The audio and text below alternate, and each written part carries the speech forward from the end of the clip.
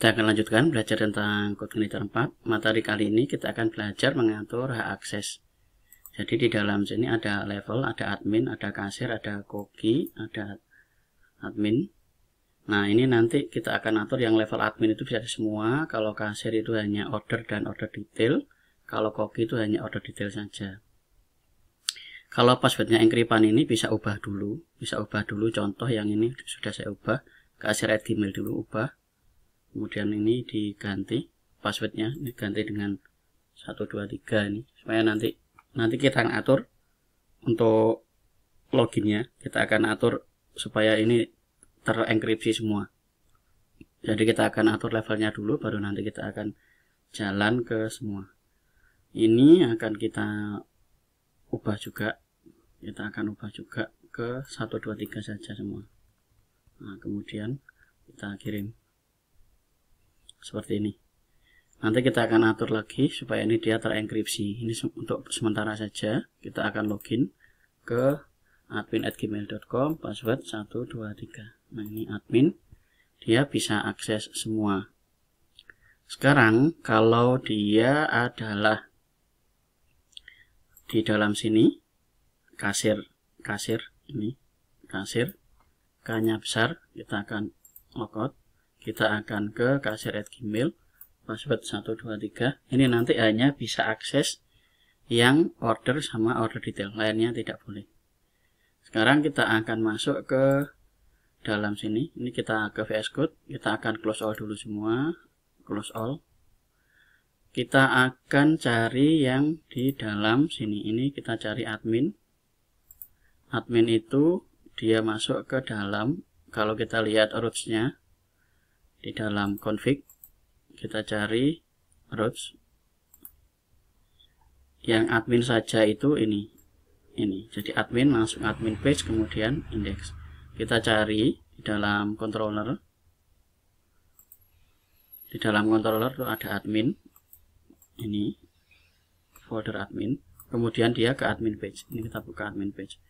Nah, ini ada di template, kemudian /admin. Kita cari di dalam folder views-nya, views, kemudian kita cari di folder template. Ini folder template, kita cari yang admin. Nah, di dalam sini ini kita ambil session yang ada di dalam sini. Ini level, ini kan kasir.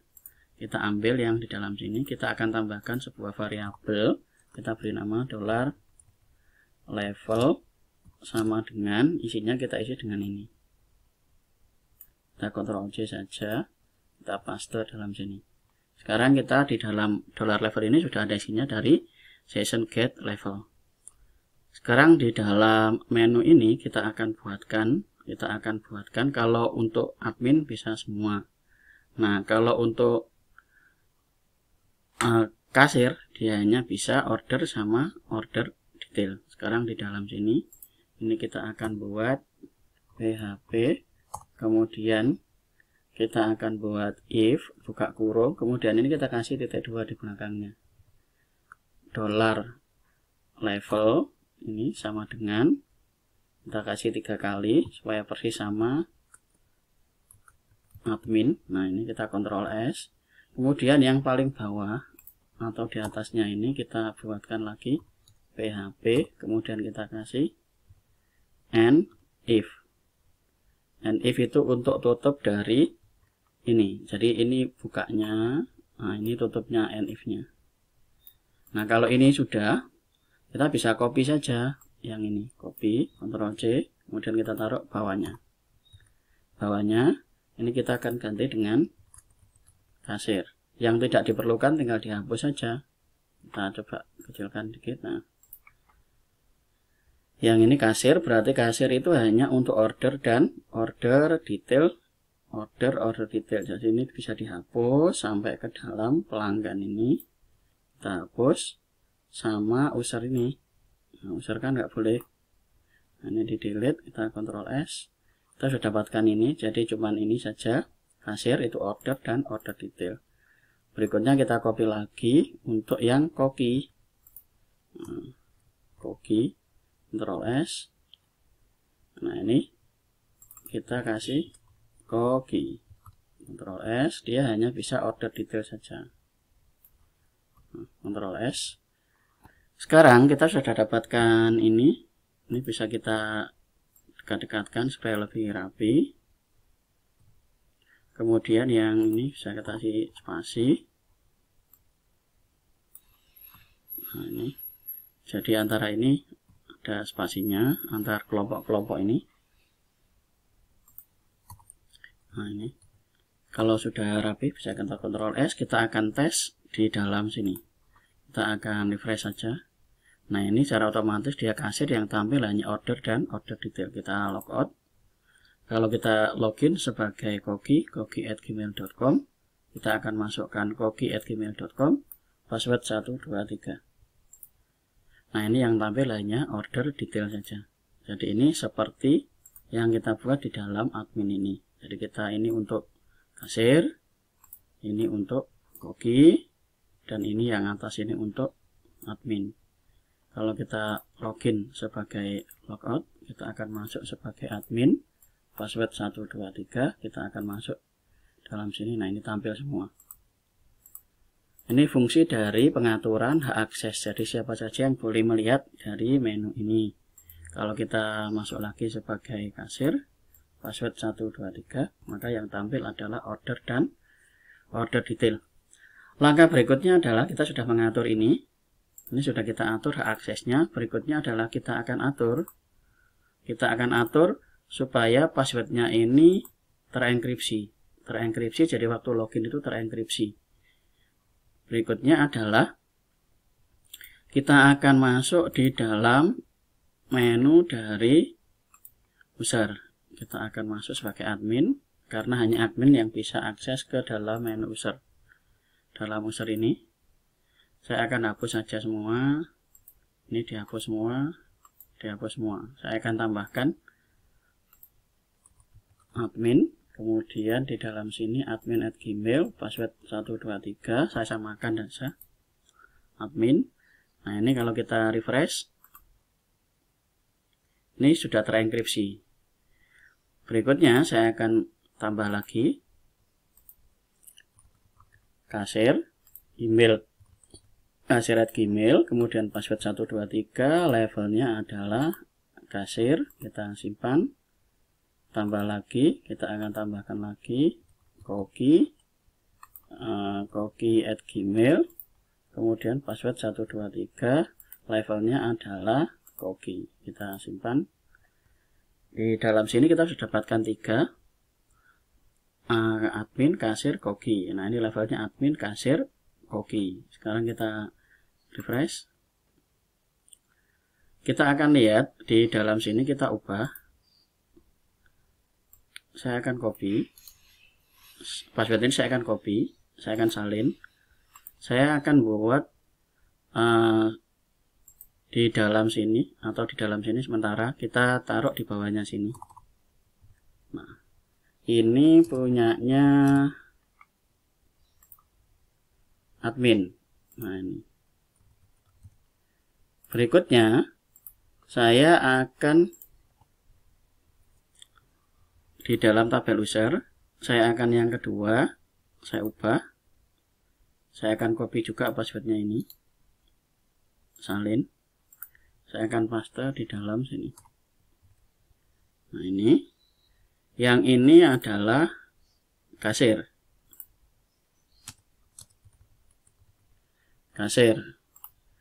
Berikutnya, saya akan ambil lagi yang Ctrl C, saya ambil lagi yang koki. Nah, ini koki. Ini masing-masing enkripsiannya ini hasilnya beda. Jadi ini beda dengan ini, beda dengan ini, beda dengan ini, walaupun password tadi saya set sama 123. Ketika terenkripsi dia menghasilkan nilai yang berbeda. Jadi contoh ini JN5Y, ini BX JGU, ini IT MU5, kemudian dan seterusnya. Jadi ini masing-masing menghasilkan nilai yang berbeda. Jadi nanti waktu login kita akan merubah sedikit di dalam loginnya. Ini contoh yang saya berikan bahwa enkripsinya bisa berbeda walaupun passwordnya sama 123. kita akan hapus saja. Kenapa kok bisa berbeda? Nah, itu yang ngerti PHP. Karena kita sudah menggunakan fungsi dari PHP. Jadi PHP sudah menyediakan proses enkripsi yang bagus. Sekarang kita akan masuk ke dalam login. Di sini di dalam login kita akan hapus di dalam controller login.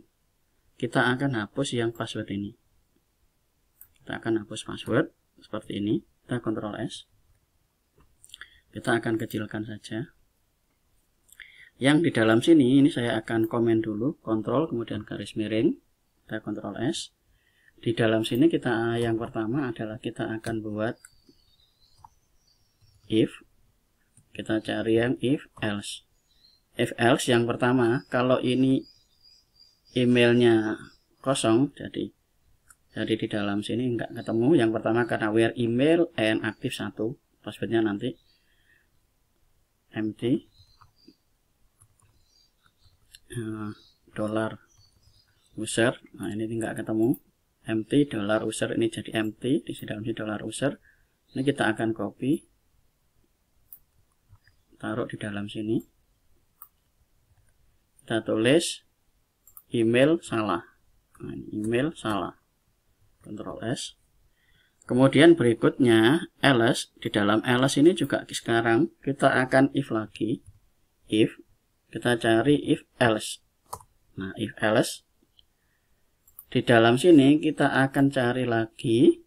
Kita akan menggunakan fungsi atau function yang disediakan oleh PHP, yaitu kita buat password verify. Password verify ini akan memverifikasi dua inputan. Yang pertama adalah ini $password yang dikirim oleh tombol ini. Kita akan logout dulu. Yang dikirim oleh ini. Jadi dikirim oleh form.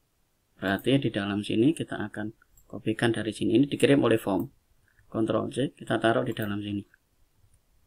Koma. Satunya adalah yang dihasilkan oleh proses ini. Pencarian di dalam database yang ada di dalam sini. Jadi pencarian di database itu kalau pas dia dapat email ini passwordnya apa. Nah, ini dicocokkan antara yang dikirim oleh form ini dan yang ada di dalam database. Jadi setelah mencocokkannya menggunakan function yang ada di dalam PHP. Password verify berarti di dalam sini $user kurung staples usernya kan ini sudah variabel di dalam variabel user ini kurung staples nama kolomnya, nama kolom dari sini. Ingat kolom nama kolom, jangan keliru. Jadi jangan asal memberi nama, tapi perhatikan nama kolom dari sini. Jadi nama kolom ini, nama kolom dari ini, password ini, kolom ini. Jadi jangan asal. Nah, ini yang pertama adalah yang dikirim oleh form, yang kedua yang dihasilkan dari pencarian di dalam sini. Kalau dia benar, jadi passwordnya benar, maka dia akan mengisi dari session ini dan ini.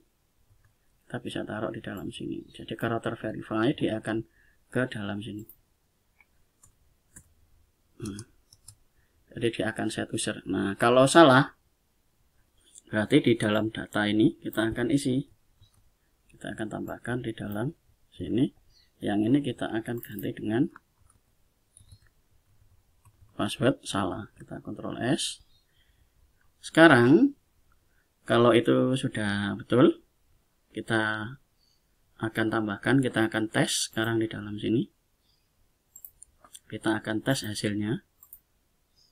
Contoh, saya akan buat admin 2@gmail.com. Saya login. Nah, ini ada kesalahan. Kita akan cek di dalam VS Code-nya. Ini ada kesalahan. Nah, ini harusnya tidak pakai tanda pendung. Jadi if empty Ctrl S. Nah, if empty user, jadi kalau usernya kosong dia akan keluar email salah. Nah, kalau tidak kosong dia baru verify password. Kita Ctrl S untuk simpan. Jadi if empty, kita masuk lagi di dalam sini, kita back. Nah, kita masuk ke login dashboard. Kontrol A. Adminnya gak pakai admin. Sekarang kita akan masuk admin2@gmail.com. Kita login.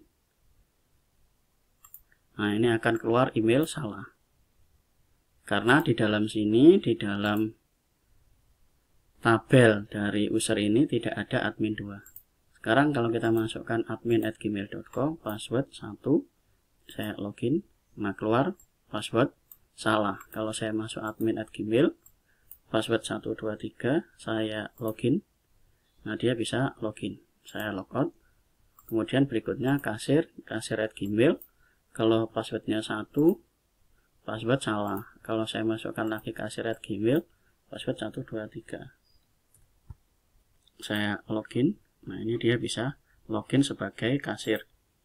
Kalau saya masuk lagi selaku koki, passwordnya saya kasih 1. Saya login. Tidak bisa. Kalau saya kasih koki, password 123, dia tampil order detail. Itu cara pembuatan dari sini. Jadi untuk ini login kita sudah pasangkan menggunakan enkripsi. Jadi ini sudah terenkripsi walaupun password 123 yang ada di dalam sini isinya beda.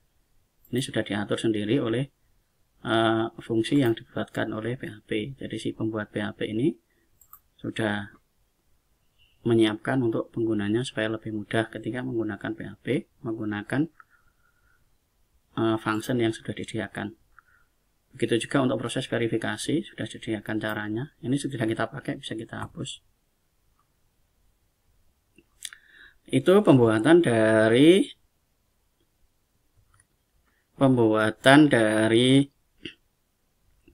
hak akses dan pengaturan email dan password menggunakan password verify. Jadi password verify ini sudah disediakan untuk cek password, di mana passwordnya itu sudah di proses enkripsi. Jadi waktu kita buat user, di dalam sini kita enkripsi menggunakan password_hash. Untuk pengecekannya di dalam login kita menggunakan password_verify. Nah, verify itu berarti harus memverifikasi 2 bagian dari password. Itu saja materi untuk video ini. Kita akan lanjut di video berikutnya. Berikutnya kita akan hapus dulu semua isinya. Di materi berikutnya kita akan masuk ke dalam menu dari homepage. Kalau homepage-nya ini, kalau saya hapus di dalam sini, ini saya logout dashboard ini masih menggunakan materi sebelumnya yaitu login. Nah, di dalam sini, di dalam routes, kita akan atur nanti supaya dia mengarah ke dalam home.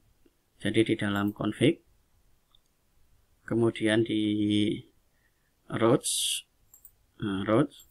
kita set di dalam sini. Ini kan dia mengarahnya, set default controllernya ke login. Nah, ini kita akan atur supaya dia ke home.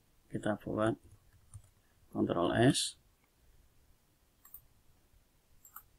Nah, ini dia ada di home controller. Sekarang di video berikutnya kita akan lanjut mengerjakan bagian dari homepage aplikasi restoran yang kita buat.